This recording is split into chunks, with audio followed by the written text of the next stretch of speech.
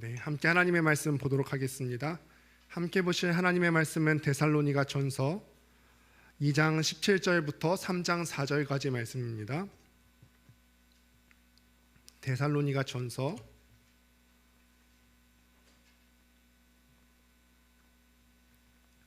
2장 17절부터 3장 4절까지의 말씀을 한 절씩 교독하여 읽습니다. 형제들아, 우리가 잠시 너희를 떠난 것은 얼굴이요 마음은 아니니 너희 얼굴 보기를 열정으로 더욱 힘썼노라. 그러므로 나 바울은 한 번 두 번 너희에게 가고자 하였으나 사탄이 우리를 막았도다. 우리의 소망이나 기쁨이나 자랑의 면류관이 무엇이냐? 그가 강림하실 때 우리 주 예수 앞에 너희가 아니냐? 너희는 우리의 영광이요 기쁨이니라. 이러므로 우리가 참다 못하여 우리만 아덴에 머물기를 좋게 생각하고 우리 형제 곧 그리스도의 복음을 전하는 하나님의 일꾼인 디모데를 보내노니 이는 너희를 굳건하게 하고 너희 믿음에 대하여 위로함으로 아무도 이 여러 환난 중에 흔들리지 않게 하려 함이라. 우리가 이것을 위하여 세움받은 주를 너희가 친히 알리라. 우리가 너희와 함께 있을 때 장차 받을 환난을 너희에게 미리 말하여 하는데 과연 그렇게 된 것을 너희가 아느니라. 아멘. 오늘은 참을 수 없는 사랑이라는 제목으로 하나님 말씀 증거하도록 하겠습니다. 오늘 보시면은 저번에도 2장 끝부분의 말씀은 우리가 겹쳤는데 바울이 데살로니가 교회 교인들을 굉장히 각별하게 생각했음을 우리가 말씀을 통해서 볼 수가 있죠. 그래서 비록 몸은 떠나 있지만 몸이 떠났지 마음은 떠난 것이 아니라고 말하면서 데살로니가 교회 교인들을 얼마나 사랑하는지에 대해서 어필을 하고 있습니다. 그러면서 이 데살로니가 교회가 자기의 면류관이라고 그렇게까지도 이야기를 합니다. 그래서 오늘 3장 1절 말씀을 보니까 바울이 이러므로 우리가 참다 못하여 라고 말합니다. 이러므로 우리가 참다 못하여 라고 말을 하는데, 성경을 읽다 보면은 모든 성경이 다 우리에게 은혜로 주어진 것이고 성경을 읽다 보면은 다 우리에게 풍성한 은혜로 다가오는 것이지만 그 중에서도 우리의 마음을 뜨겁게 해주는 몇몇 구절이 있는 것 같아요. 오늘 3장 1절이 특별히 저한테는 그런 말씀인 것 같습니다. 이러므로 우리가 참다 못하여. 뭔가가 이 바울의 마음 가운데 대단한 일이 일어난 겁니다. 이것을 참을 수가 없어서 내가 지금 무슨 행동을 하겠다는 거예요. 내 마음 가운데 참을 수 없을 만큼 대단한 일이 벌어져서 이것 때문에 내가 무슨 일을 한다는 것이죠. 여러분, 이제 연애하는 경우를 한번 생각해 보십시오. 연애하는 경우들을 보면은 참다 못해서 연애하다 참다 못해서 오늘처럼 이렇게 결혼 소식을 알리는 거거든요. 분명히 하루 종일 있으면서 함께 즐거웠어요. 하루 종일 얘기하고 또 데이트하다가 또 다음날 새벽 일찍 일어나서 제일 먼저 연락하는 사람, 또 그대에게 또 연락을 하죠. 또 하루 종일 또 같이 있다가 잘 시간이 되면은 잘가 안녕 다 했는데 그쯤이면 충분히 대화한 것 같은데 또 이제 잘자 내 꿈 꿔 이렇게 하면서 대화를 마무리합니다. 참다 못하는 거죠. 참을 수가 참 없습니다.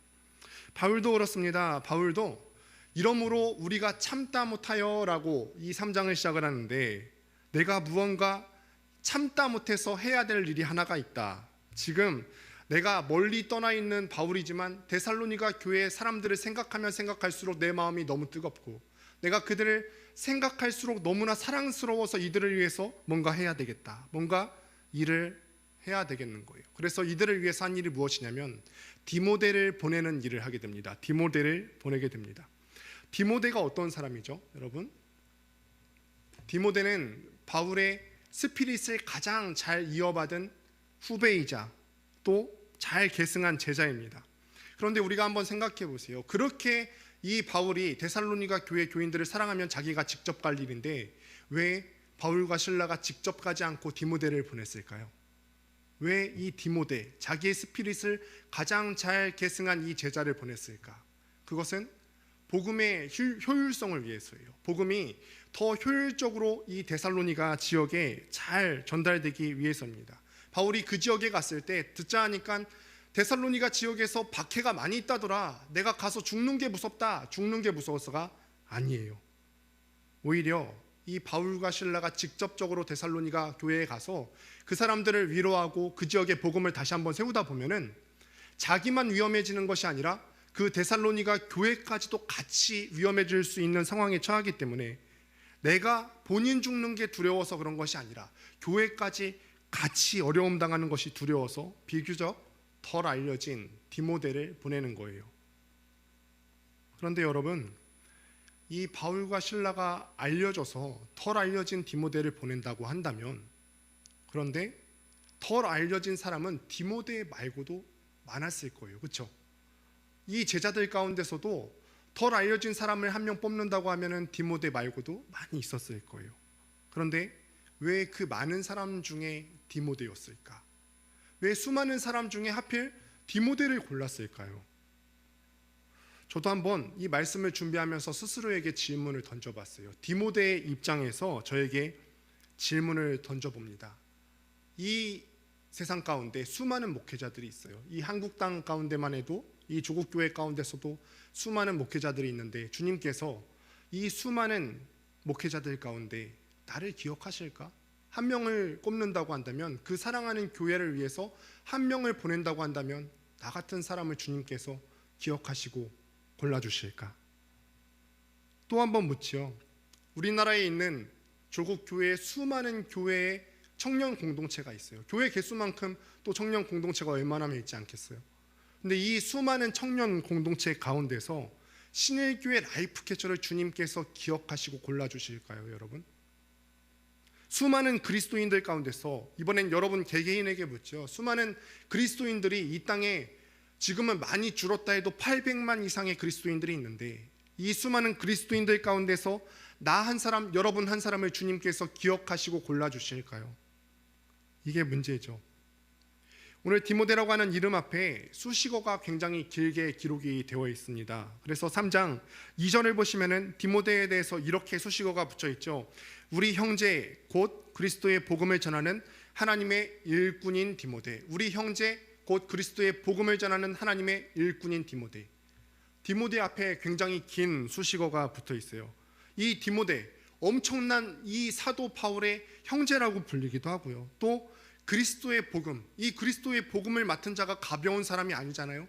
이 그리스도의 복음을 전하는 사람이기도 하고, 또 하나님의 일꾼으로 인정받는 사람이 누구냐? 디모데라는 거예요. 문득 이런 생각을 합니다. 다시 아까 그 질문에 계속해서 이어서 생각을 해보면은, 하나님이 너무 교회를 사랑하시잖아요. 하나님이 이 땅의 교회를 너무너무 사랑하시는데, 그래서 그리스도의 피값으로 그 교회를 세우셨는데, 그 교회를 세우기 위해서 한 사람을 보내야 된다고 합시다. 한 사람을 보내야 해요. 그런데 그 교회가 지금 엄청난 박해와 고난을 받기 때문에 그 교회에 간다고 하면 그 보낸 사람도 죽임을 당할 수가 있습니다. 거기 도착하면 보냄 받은 사람도 죽을지도 몰라요. 너무 사랑하는 교회에 가서 대신 죽어줄 수 있는 그 한 사람을 하나님께서 찾고 계신데, 그게 누구였냐면 오늘 말씀 가운데 그 수식어가 길게 기록된 그 사람 디모데였다는 거예요. 하나님께서도 또한 말씀을 준비하는 가운데 저희 마음 가운데 울림을 주시죠. 내가 사랑하는 교회를 위해서, 네가 대신 목숨을 바치라면 너 디모데처럼 목숨 바칠 수 있니? 그 자리로 너가 그렇게 갈 수 있겠니? 디모데처럼 갈 수 있겠니? 스스로 이렇게 말씀을 보면서 던지는 질문 앞에 한없이 작아지더라고요. 저는 이대로가 좋거든요. 안정적인 것 같고, 내가 뭔가 열심히 한다고 하지만 내 목숨을 걸 정도는 아닌 것 같고, 이런 한없는 찔림이 이 말씀을 준비하는 가운데 드는 거예요. 여러분은 그럼 어떠세요? 저한테는 이런 찔림과 질문이 주어졌는데, 여러분은 그렇게 주님 앞에 쓰임 받기를 원하십니까? 목숨을 내놓으면서도 갔던 그 디모데처럼 쓰임 받기를 여러분들이 원하십니까?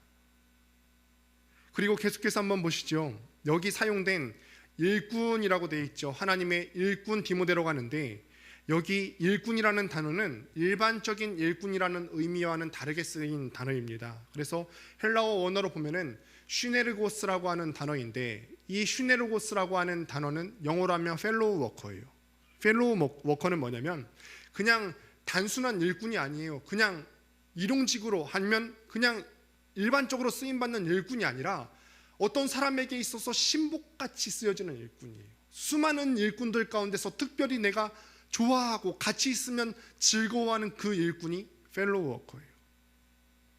신복같이 쓰임 받는, 함께하면 힘이 나는 그런 일꾼이라는 뜻이 바로 오늘 이 단어에 쓰인 슈네르고스라고 하는 단어입니다. 여러분, 회사나 친구들 중에서도 있죠. 그렇죠? 회사에 갔을 때 사람이 구별되어져요. 학교에서도 사람이 구별되어지죠.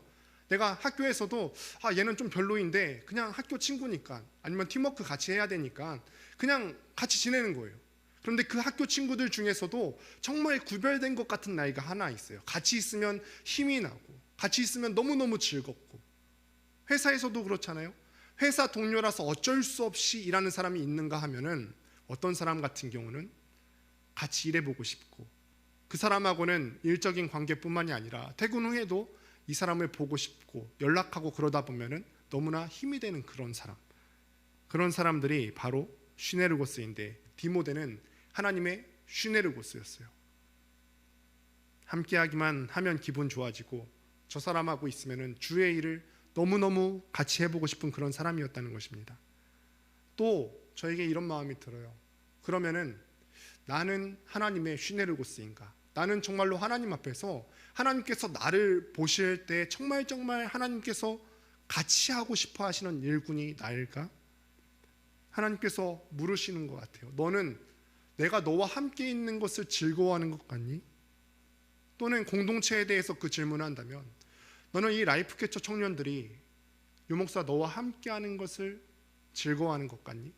이런 질문들이 계속 들었어요. 저도 생각하죠. 정말 나는 같이 하면은 기쁨을 줄 수 있는 일꾼인가?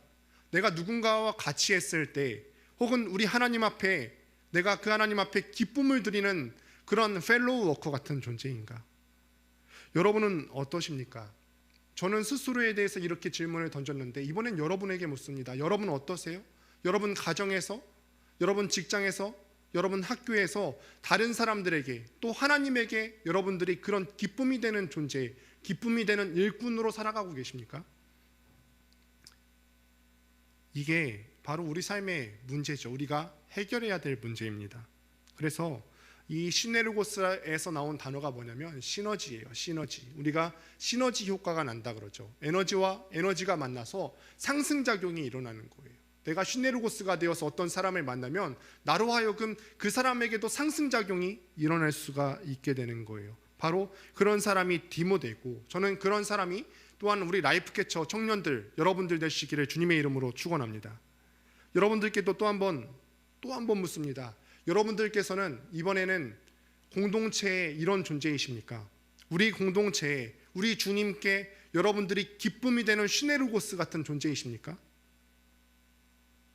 여러분, 이거는 굉장히 중요한 질문이에요. 저도 아까 제 스스로 나는 청년들에게 기쁨이 되는 존재일까? 라고 물었지만, 여러분들은 또한 사역자들에게 그런 기쁨이 되는 슈네르고스 같은 동역자이십니까? 이게 웬 갑자기 딴소리냐? 딴소리가 아니에요, 여러분.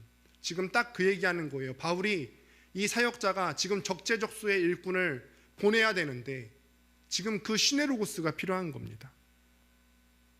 이런 구체적인 질문을 통해서 우리가 말씀을 받으면 우리가 얼마나 찔리는지 모릅니다. 수많은 목사 가운데 너는 어떠하냐? 주님께서 제게 묻는 것 같고요.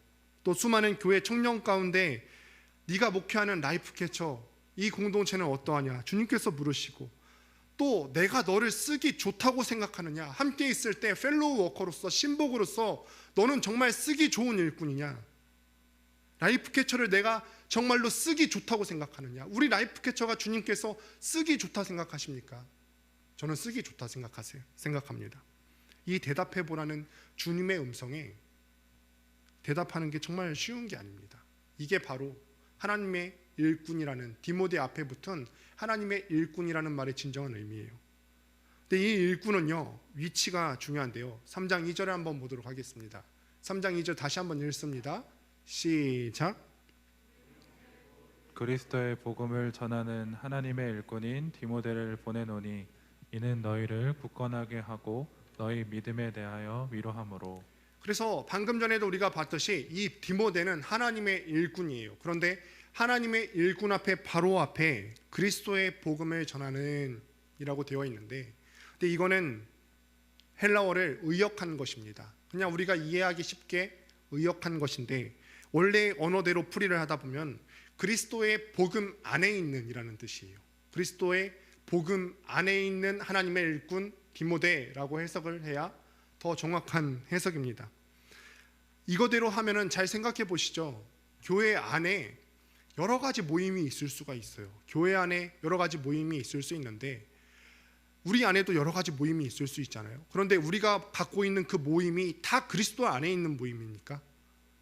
그럴까요? 지역별로 모이는 경우도 있다 하고 어떤 교회를 들어보면 교회 내에서도 지연이 있고 학연이 있다고 하더군요.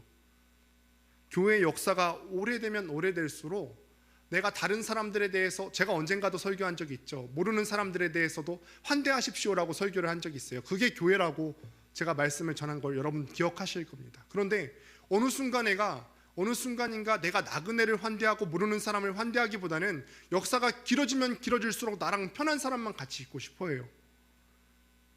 그들과 함께하는 것이 복음 안에 있는 모임이라고 착각하시면 안 돼요. 그냥 편한 모임인 거죠. 복음 안에 있다는 것은 무슨 뜻이냐면 그리스도께서 나를 위해서 죽으셨듯이 나도 복음 위해서 죽을 준비를 할 수 있는 모임이어야 된다는 거예요. 다시 한번 말씀드리면 내가 복음 안에 있다는 거, 우리의 모임이 복음 안에 있다는 것은 주님께서 나를 위해 죽으셨듯이 그 모임에 있는 사람들도 주님을 위해서 죽을 준비가 되어 있는 그 모임이 그리스도 안에 있는 모임이라는 거예요. 이 정의가 없으면 그 모임은 세상의 여타 동아리와 혹은 친목 모임과 다를 바 없어지게 되는 거죠.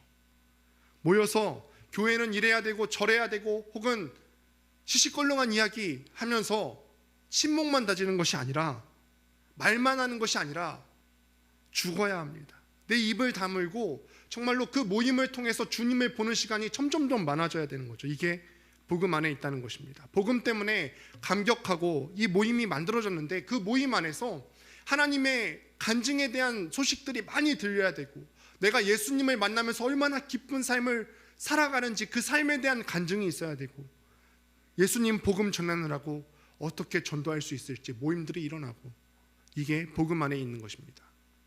교회는요 이런 복음 안에 있지 않으면 복음을 빙자한 사람들의 모임 때문에 망해갑니다. 가정에서도 마찬가지예요.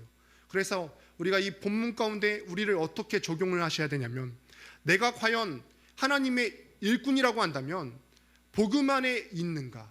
내 위치가 정말로 복음 안에 있는가? 내 삶이 그냥 친목 모임에서 끝나는 것이 아니라 복음 안에 사로잡혀 있는가? 내가 그 복음을 위해서 예수 그리스도께서 나를 위해 죽으셨듯이 나도 주님을 위해서 죽을 수 있는가? 항상 질문을 던져보셔야 된다는 거죠. 2절과 3절을 보면은 또한 이어서 바울이 사역자가 필요한 이유를 설명을 하고 있습니다. 디모데를 보내면서 지금 데살로니가 교회에 디모데 목사가 필요한 이유를 설명을 합니다. 여러분 왜 필요할까요? 교회에 저를 비롯해서 전도사님이나 사역자들이 왜 필요하다 생각하세요? 저 없으면 설교할 사람이 없어서 그럴까요? 잘할 것 같은데요. 뭘까요? 사역자가 제가 왜 있어야 될까요? 세 가지로 바울이 설명을 하는데 첫 번째로는 교회를 굳건하게 하기 위해서입니다. 이 교회 공동체를 굳건하게 하기 위해서 필요합니다. 두 번째로는 이 교회 공동체 내에 믿음이 연약한 자들이 있는데 그 믿음이 연약한 자들을 위로하기 위해서 필요합니다.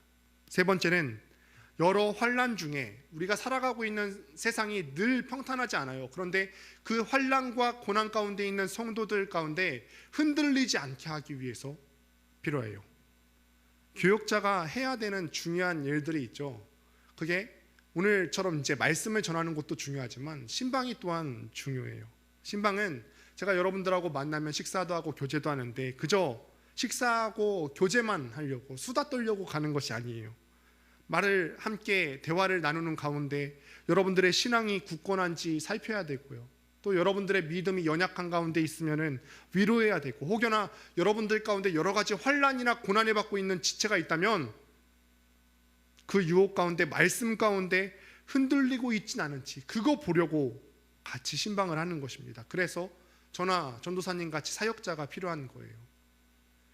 그러면은 사역자가 있는 첫 번째 이유가 교회를 굳건하기 위해서 필요하다고 했는데, 여기서 굳건하게 하다는 뜻이 무엇일까요? 교회를 굳건하게 하다, 이거는 어떤 사람의 성격이나 이런 것들을 말하는 것이 아니에요. 이건 성격이 강하다는 것도 아니고, 아니면은 뭐 고집이 세다는 것도 아니고, 말을 세게 한다는 말도 아닙니다. 이거는 군인들이 완전 무장을 하는 것처럼 우리 그리스도인들도 완전 무장을 해야 된다는 것을 의미합니다. 바울이 골로새서 1장 28절을 보면은 골로새 교회에 편지를 썼을 때 이렇게 말을 합니다.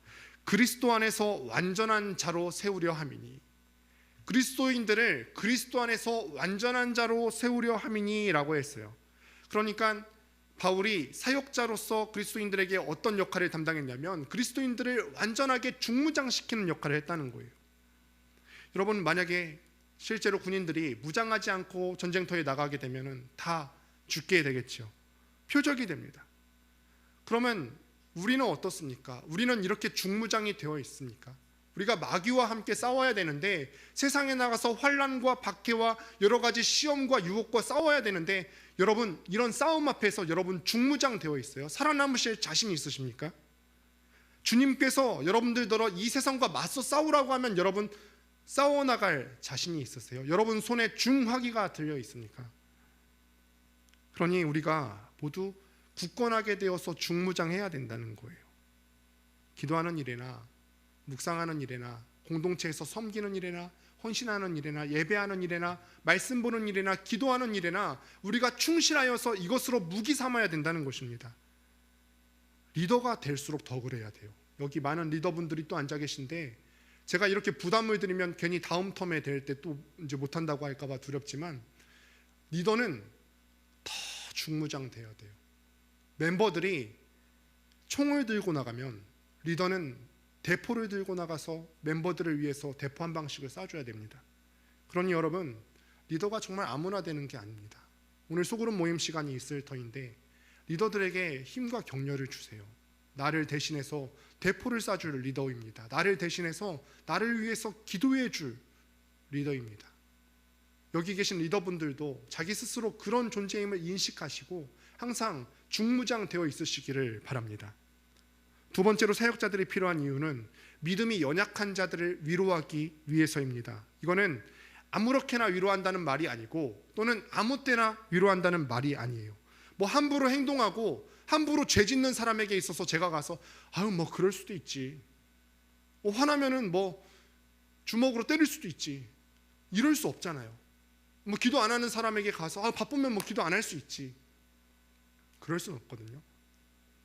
제가 성격이 보통 유한 편이긴 하지만 안 되는 건 안 되는 거예요.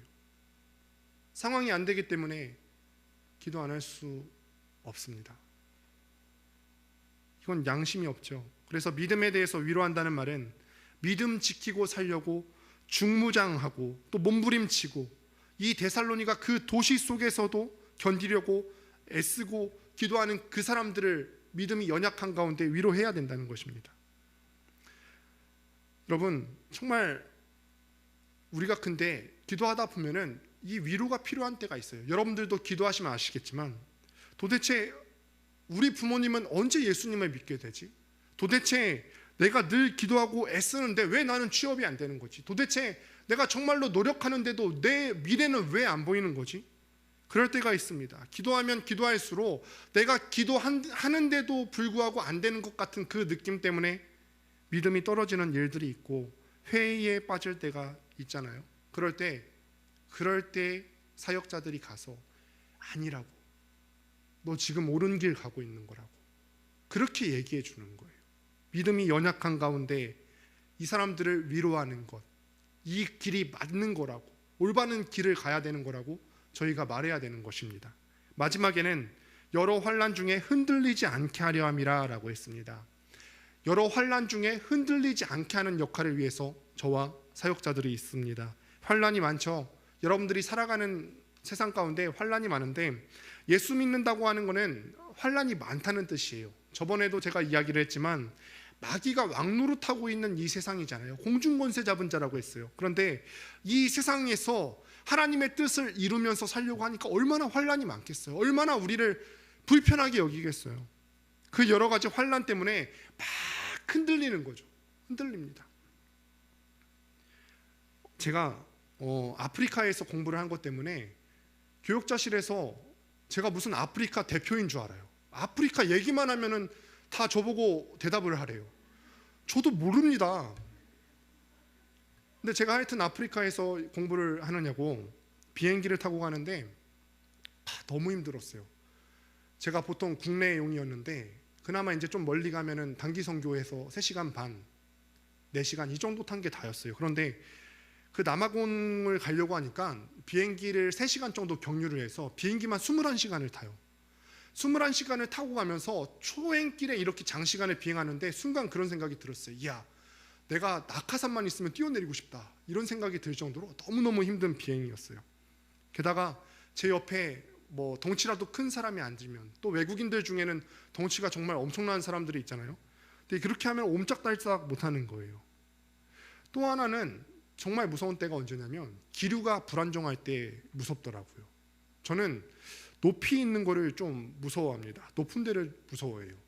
저는 그냥 높은 데를 무서워하는데 아내는 이거를 이제 고소공포증이 있다 하더군요. 그런데 이제 비행기를 타고 가다가 이 기류가 불안정하면은 비행기가 막 흔들립니다. 비행기가 아무리 큰 비행기라 할지라도 대기 속에 있으면 아무것도 아닌 거예요. 이 대기 때문에 막 흔들려요. 여러분, 우리가 여러분들 중에 대다수가 교회를 많이 오래 다니셨던 분들일 건데, 교회를 아무리 오래 다녔어도요, 세상이 흔들면, 주위의 환경이 여러분들을 흔들면 아무리 믿음 좋은 사람도 언젠가는 흔들릴 수가 있어요. 아무리 믿음 좋은 것 같아도 유혹과 박해가 여러분들 삶 가운데 있어서 계속해서 막 흔들면은 흔들리게 되어 있어요. 이게 사람인걸요. 그런데 여러분, 그거 아시죠? 비행기가 막 흔들리는데 저희 첫째 아이가 무서워하는 거예요.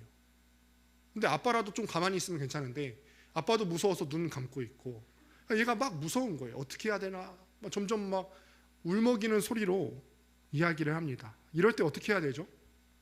둘 중에 하나죠. 제가 정신을 차리든지 아니면은 이 아이가 엄마한테 의지를 하게 되죠. 엄마가 이 아이를 꼭 안아주면은 마음이 차분해져요. 그래서 엄마가 꼭 안아주면서 그리고 그 아이의 귀 속에 이야기를 해주죠. 괜찮아, 흔들리는데 괜찮아질 거야. 흔들리는데 괜찮아. 엄마가 같이 있잖아요.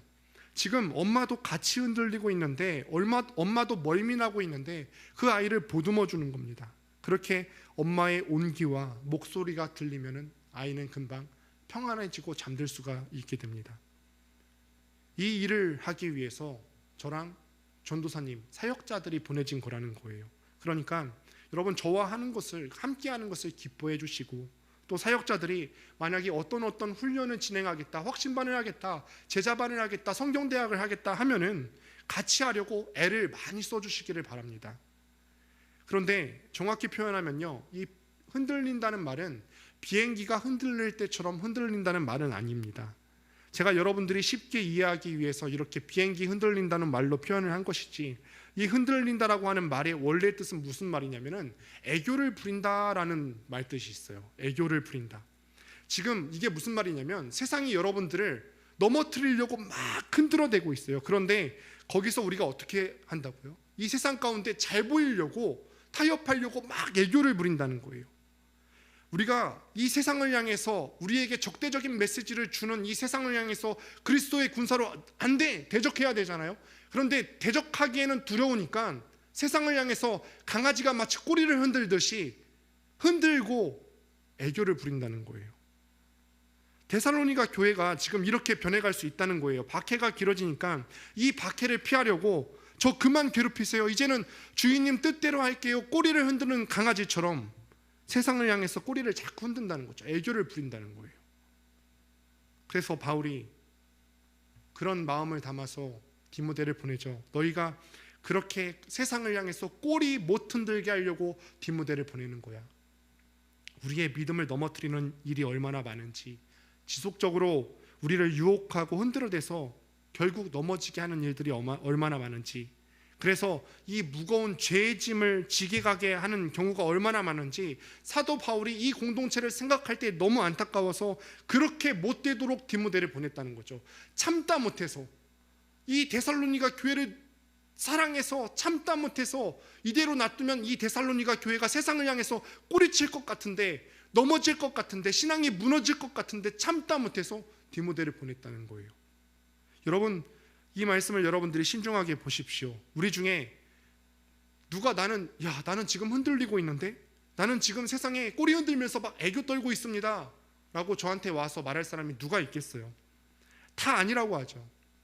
다 아니라고 하지 않겠어요? 누가 자신 있게 이걸 무슨 자랑이라고 얘기하겠습니까? 그러나 여러분, 명심해야 될 사실이 뭐냐면, 나도 내가 흔들리는 것을 깨달으실 거예요. 내가 알고 주님께서 아십니다. 어떤 부분에서 내가 흔들리고 있는지 주님께서 아세요. 그러니 흔들리지 않도록 여러분들 강하게 훈련받는 군사가 되시면 좋겠습니다. 바울이 이렇게 편지를 써놓고 마음이 안 편했는지 이렇게 말하는 겁니다. 너희가 당한 고난에 관해서는 내가 옛날에 이미 얘기해 놓지 않았느냐? 예수를 믿다 보면은 이렇게 고난받고 이렇게 환난받을 거 내가 이미 얘기해 놓은 거 아니냐? 4절에서 그렇게 말합니다. 다 알고 있는 고난인데, 이미 다 예견되어 있는 고난인데 왜 그 고난 피하려고 치사하게 강아지가 꼬리 흔들듯이 너희 세상을 향해서 애교 떠냐? 내가 미리 다 말해줬는데. 지금 본문이 그런 얘기입니다. 바울이 빌립보 교인들에게 편지를 써서 아주 명쾌하게 설명한 구절이 있는데, 빌립보서 1장 9절 29절 말씀을 함께 보도록 하겠습니다. 함께 읽습니다. 시작.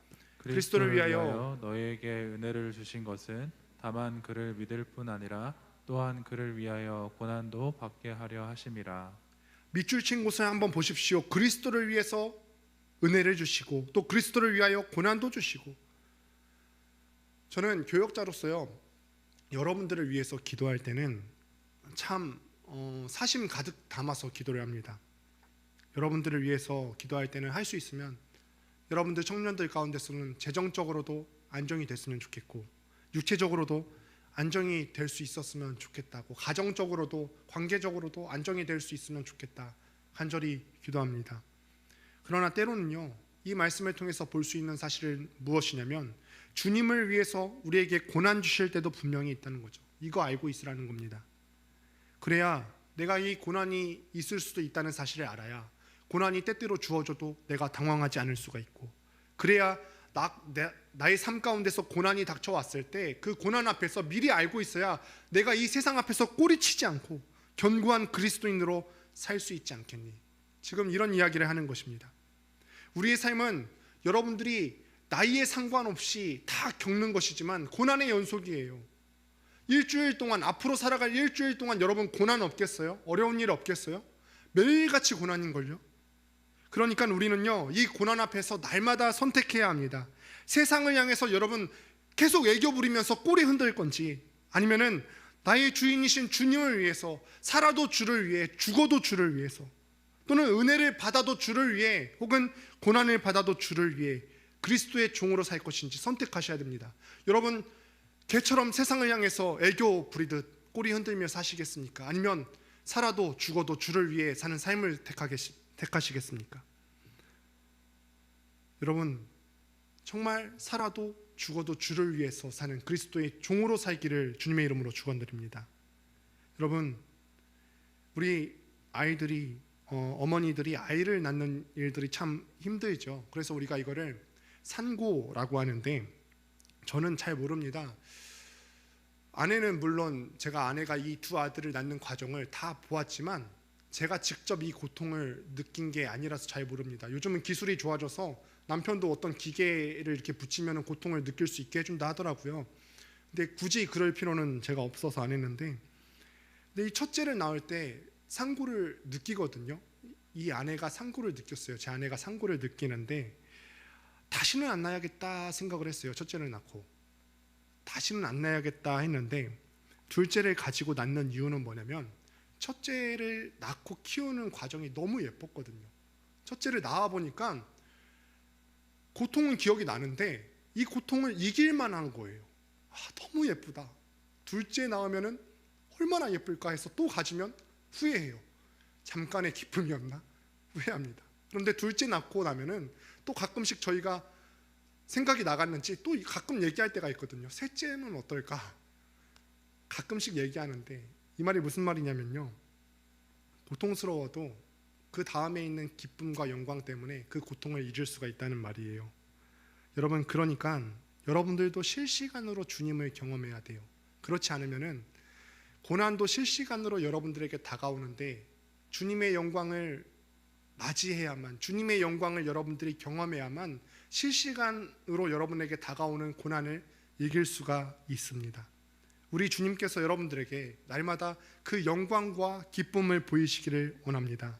말씀을 맺습니다. 바울이 데살로니가 교회를 생각할 때 그들을 사랑하는 마음을 참을 수가 없어서 자신의 아끼는 디모데를 보냈대요. 바울이 얼마나 이 디모데를 사랑했냐면은 디모데전서 1장 1절을 보면은 아들이라고까지 불렀어요. 믿음의 아들이다. 그런데 그렇게 아끼고 사랑하는 디모데를 머나먼 곳까지 보냅니다. 그것도 갔다가 죽을 수도 있는 험한 곳으로 보냈습니다. 왜 보냈냐면 데살로니가 교회를 위해서 보냈어요. 그곳에서 갖은 박해와 고난을 당하는 성도들을 생각하다가 참다 못해서 자기가 사랑하는 아들 같은 디모데를 보냈다는 거예요. 정말 바울은 존경받을 수밖에 없는 사도죠. 왜냐하면 하나님께서 우리를 사랑하사 자기 아들을 보내신 그 사랑의 모습을 제일 잘 배웠기 때문이에요. 하나님께서 자기 아들을 우리에게 보내시며 우리가 죄의 굴레를 벗어버리고 진짜 자유를 누리기 원하셨듯 바울도 자기의 사랑하는 아들 같은 디모데를 보내며 데살로니가 교회에 세상에 꼬리 흔들지 않기를, 그 모진 박해와 환난을 이겨내기를 간절히 소망하면서 이 글을 썼어요. 우리도, 여러분들도 눈을 들어서 이 라이프 캐쳐를 보십시오. 공동체를 보십시오. 여러분, 아까 제가 사역자가 교회에 있어야 되는 3가지 이유로 굳건하게 하기 위해서 필요하다, 믿음이 연약한 자들을 위로하기 위해서 필요하다, 혹은 여러 환난 중에서 흔들리지 않게 하기 위해서 사역자가 필요하다고 했지요. 이건 또한 여러분들 옆에 있는 지체들을 위해서 해야 할 일이기도 합니다.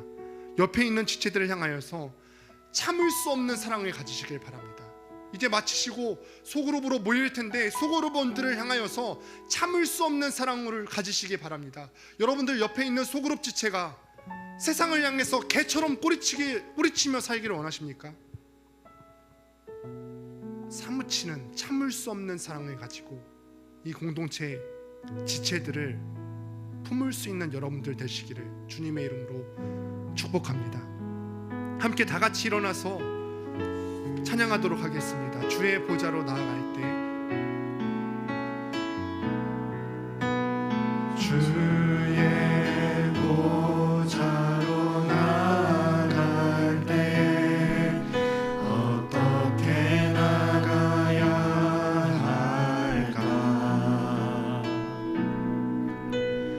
나를 구원한 주의 십자가, 그것을 믿으며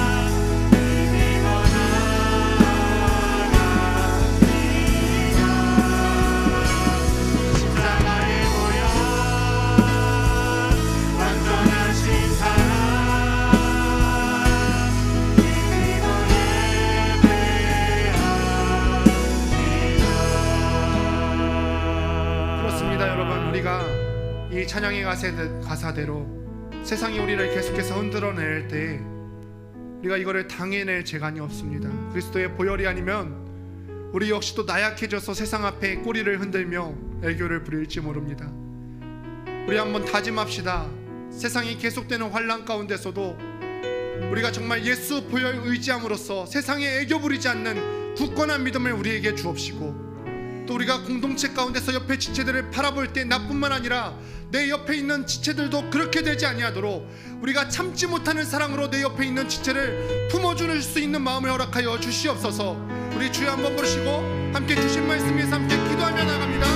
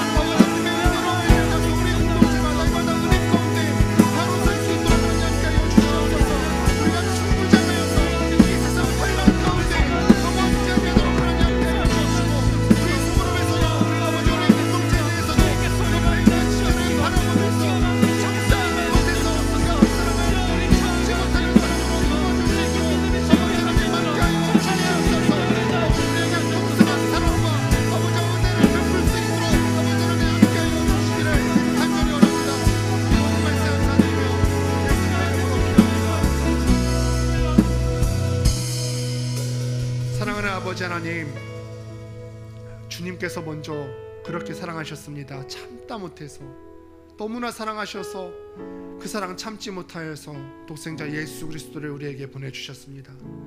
바울도 데살로니가 교회 교인들을 볼 때 그 사랑을 감출 길이 없고 참을 길이 없어서 자기의 사랑하는 아들과 같은 디모데를 보냈습니다. 우리도 그런 사랑을 할 수 있게 되길 바랍니다.